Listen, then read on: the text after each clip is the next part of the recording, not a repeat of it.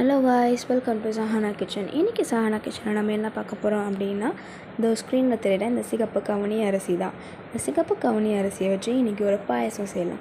அதுக்கு தேவையான பொருட்கள்: பாதாம், முந்திரி, ஏலக்காய், நெய், வெல்லம் மற்றும் ஒரு இரவு ஊற வைத்த சிகப்பு கவுனி அரிசி. இந்த சிகப்பு கவுனி அரிசி ஒரு குக்கரில் போட்டு நல்லா வேக வைக்கிறதுக்காக நம்ம இப்போது ஸ்டவ்வில் வச்சிடலாம்.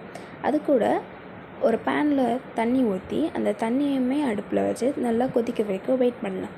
அந்த தண்ணி கொதிச்சதுமே நம்ம எடுத்து வச்சுருக்க வெல்லத்தை சேர்த்து அதை வெள்ளைப்பாகாக மாற்றிடலாம்.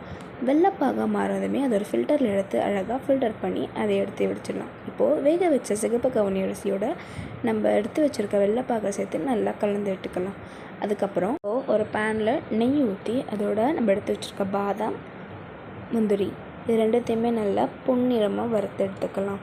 பொன்னிறமாக வறுத்து எடுத்த பிறகு அது கூட நம்ம எடுத்து வச்சுருக்க சிகப்பு கவுனி அரிசியை அதோடு சேர்த்து நல்லா கலந்து விட்டுக்கலாம்.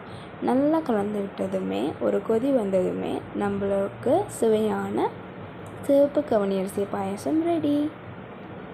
இந்த ரெசிபி உங்களுக்கு பிடிச்சிருந்தா நம்ம சேனலை லைக் பண்ணுங்கள், ஷேர் பண்ணுங்கள், கமெண்ட் பண்ணுங்கள். கூடவே அந்த சப்ஸ்கிரைப் பட்டனையும் ப்ரெஸ் பண்ணுங்கள்.